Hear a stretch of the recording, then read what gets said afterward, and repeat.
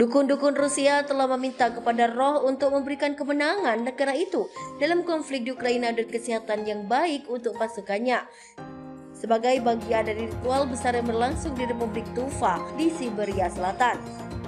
Upacara terbuka diadakan di daerah Mogun pula di Republik Tuva itu pada hari Rabu, kata organisasi dukun lokal Adir Iren kepada kantor berita TASS.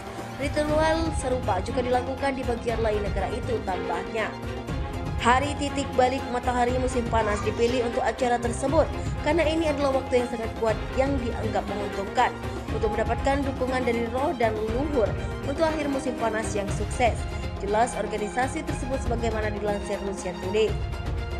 Menurut Adrian Ieren, pada dukun meminta kesejahteraan seluruh umat manusia untuk kemenangan tentara Rusia dalam operasi militer khusus dan untuk kesehatan mereka selama ritual tersebut.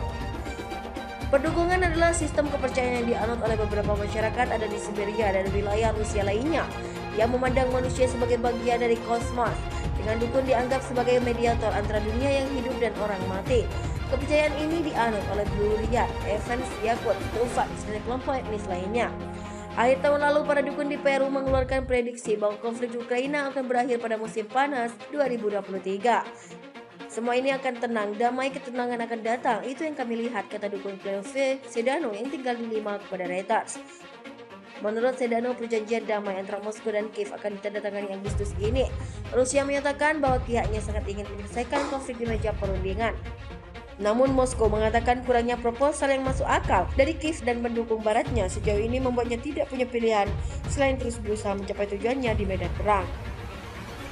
Dukungan senjata Amerika Serikat dan negara-negara barat anggota Pakta Pertahanan Atlantik Utara (NATO) untuk Ukraina ternyata menimbulkan dampak buruk dan justru bisa jadi ancaman bagi aliansi. Bak bumerang yang bisa menyerang balik tuannya. Amerika dan sekutunya terancam digilas Rusia karena stok senjata terus menipis. Kiriman senjata senilai miliaran dolar tak henti-hentinya digelontorkan Amerika, Inggris, Jerman, Prancis, dan anggota NATO lainnya demi menghentikan invasi militer Rusia. Sayang, upaya itu belum membuahkan hasil signifikan. Malahan di sisi lain pasukan Vladimir Putin terus melanjutkan agresinya yang sudah hampir 15 bulan. Amerika dan sekutunya didesak untuk mengontrol suplai senjata ke Ukraina dan mencari solusi agar NATO tak kehabisan persediaan senjata, sebab saat ini meski tak dijelaskan secara rinci jumlah stok senjata NATO terus menipis. Hal ini diutarakan oleh Komandan Komando Angkatan Udara AS untuk Eropa dan Afrika Jenderal James Eckert.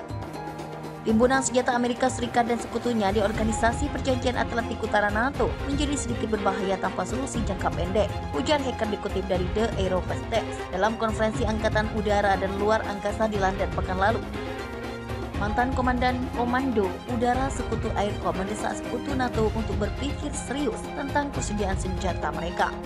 Hacker pikir sangat penting bagi NATO untuk mengetahui di mana posisi senjata NATO berada di 32 negara NATO dan NATO semakin jauh dibandingkan dengan di mana NATO berada dan itu mungkin tidak akan menjadi lebih baik.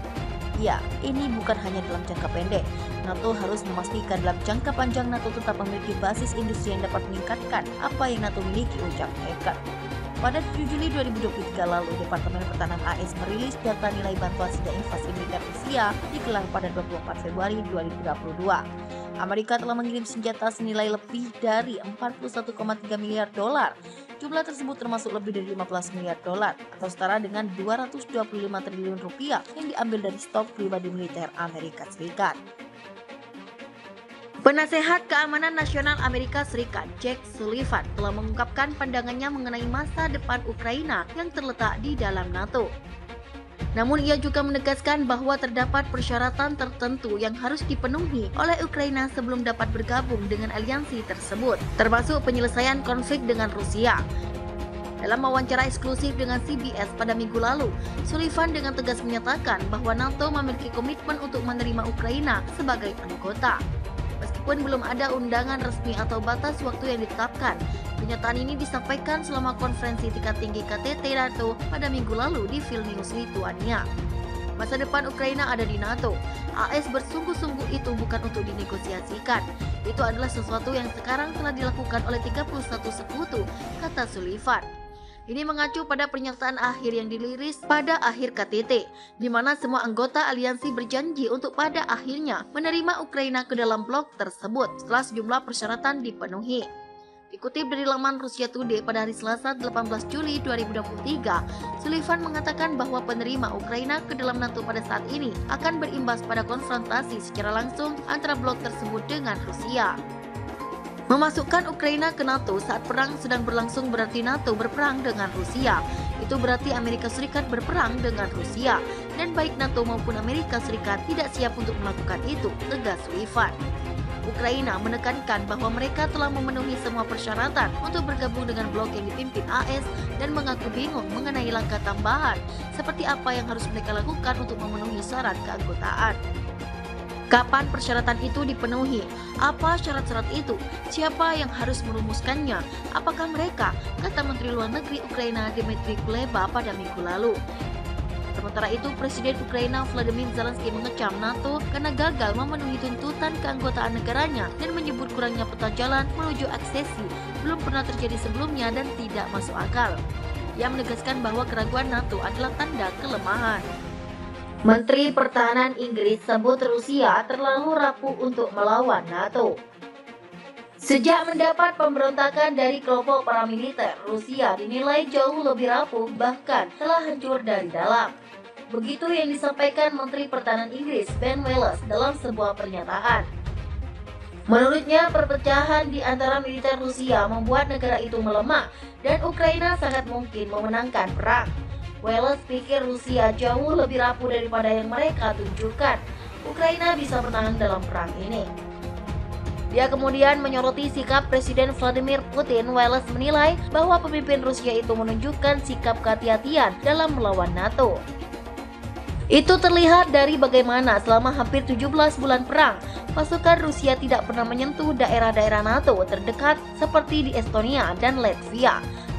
Meski Putin semakin agresif di Ukraina, tetapi dia sangat-sangat hati-hati dan tidak berani mendekati NATO, jelas Wallace.